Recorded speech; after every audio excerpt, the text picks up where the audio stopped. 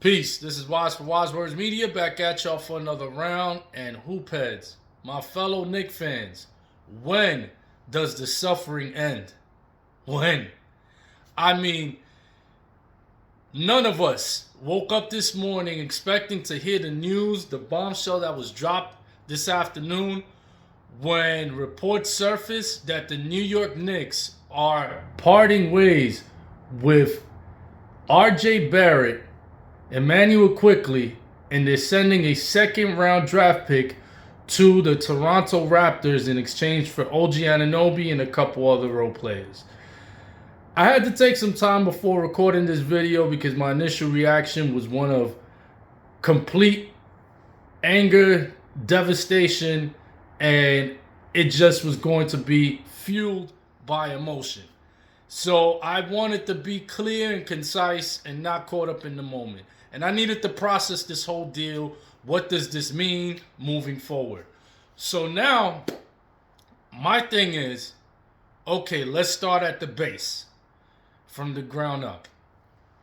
Who we lost, who we gained.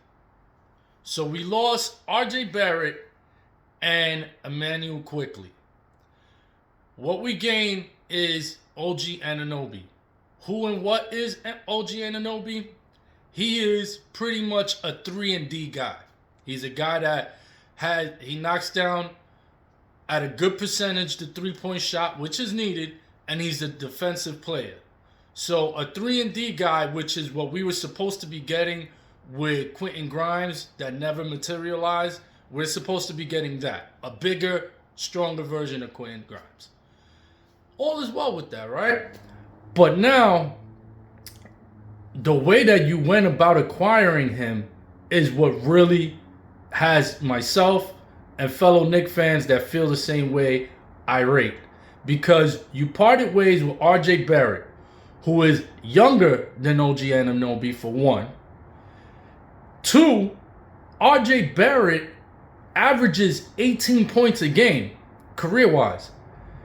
As the third option, last year he averaged 20 points behind Julius Randle, who you know doesn't like giving up the ball, and Jalen Brunson, who emerged as our number one.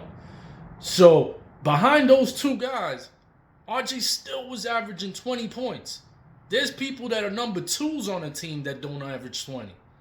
And he was averaging 20. And he improved his three-point shooting percentage, and he's improved his free throw shooting percentage. And he's only 23 years old.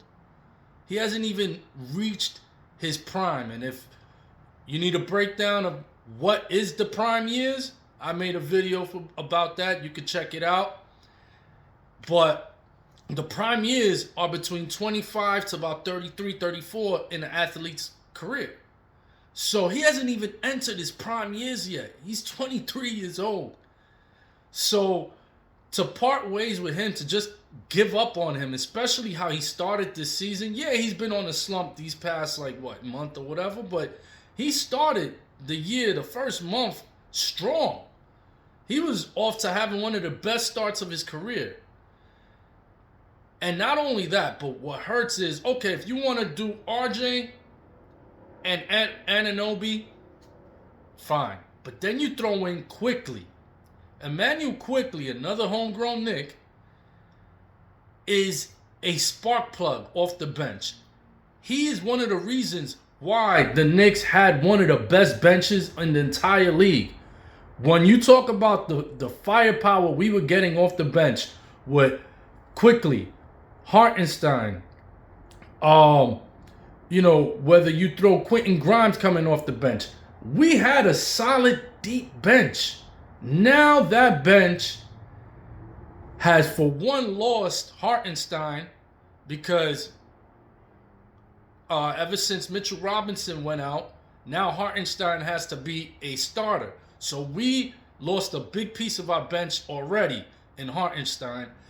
But now you add losing Quickly, who was the number one guy off the bench. He was our catalyst, our spark plug that provided a lot of good passing, and definitely, he was a Vinnie Johnson. He was a microwave. He'll come off the bench and spark you for about 12 to 16, easy. off the bench. You give him more minutes, he's giving you 20 or better off the bench. So you lose that. You already lost Hartenstein off the bench. So now our bench might be taking a huge hit. Depending how these two guys perform that we got a part of the trade, maybe they give us the same value, but that value is very hard to replace when you're talking about what Quickly gives you off the bench. It's really hard to be a Knicks fan for moments like this because you have RJ Barrett and Imannuel Quickly, two guys that this is the same package that the Utah Jazz wanted in exchange for a superstar in Donovan Mitchell. And the Knicks said no last year to Donovan Mitchell. And instead, a year later, they shipped these two guys off and a draft pick, which we'll get to the draft pick in a minute, to Toronto for OG Anunoby. So you say no to releasing these guys and Quentin Grimes for Donovan Mitchell, but yes for OG Anunoby? In what world does that make sense? And now getting to the draft pick in all of this, that draft pick is Detroit's second round pick. And with Detroit having a historically bad season this year, they're on pace to having the most losses, breaking the losing streak in an NBA regular season. With that on the line, that draft pick now is practically a late first round pick. That's basically what it is. It's going to be a late first round pick. It's a high value pick. And we shipped that off with our sixth man and RJ Barrett for OG Anunoby.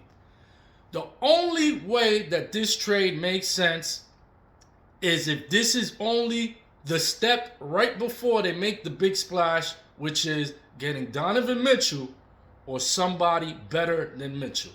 It's the only way that this makes sense and that you can salvage this trade. Because OG Anunoby in place of RJ Barrett and Imannuel Quickly is a lateral move at best. A lateral move meaning you're not moving the needle. You did not move the needle. This did not make the New York Knicks a better team on paper than they were yesterday. It doesn't do it. This does not make us any better suited to get past the second round than we were with the team that we had already. And some people out here in the comment section on certain posts are saying, oh, because we had to make this move because our defense is bad. Listen, we lost our main defensive anchor in Mitchell Robinson. He's out for the year. Of course your defense is going to take a hit.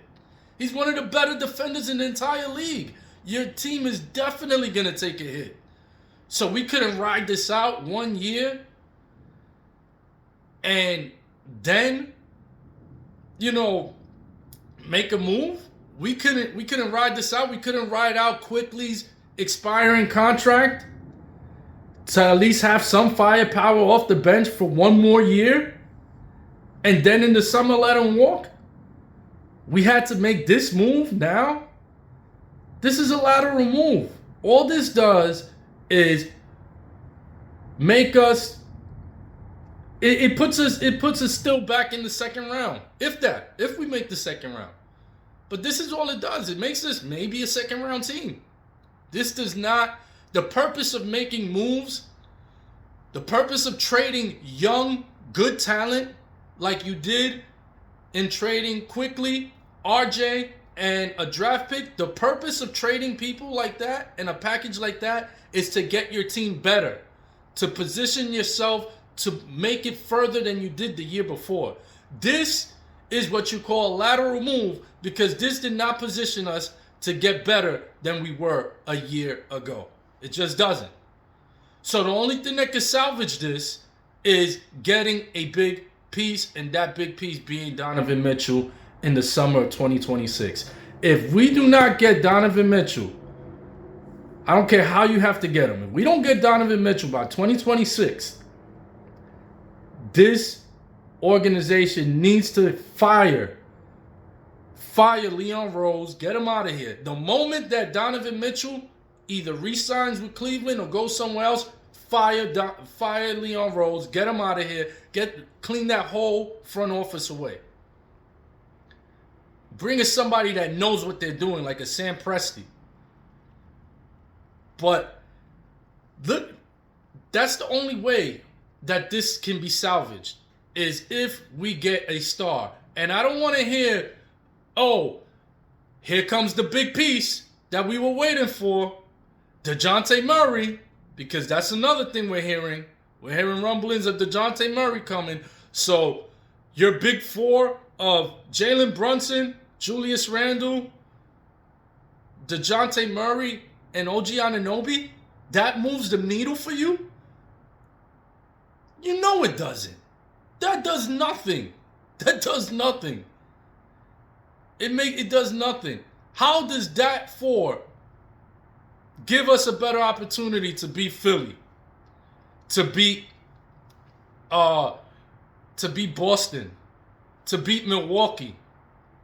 You know Miami's always ready to come and play, to beat Miami. How does this position us to be better than any of those teams? And we're not even talking about the teams out in the West, because that four right there, they get swept by Denver. It's not even a series. So come on, man.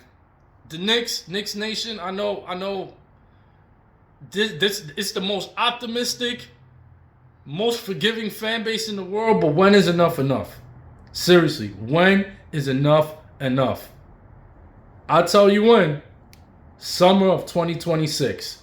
If by summer 2026, when Donovan Mitchell's a free agent and we do not have Donovan Mitchell on this team, fire the entire front office. Clean slate, and let's get somebody in here that is not that does not just make a move for the sake of making a move, as we've seen the Knicks do for decades already. That actually makes calculated moves and makes us a contender, finally. I'm Waz for Waz Words Media. Peace.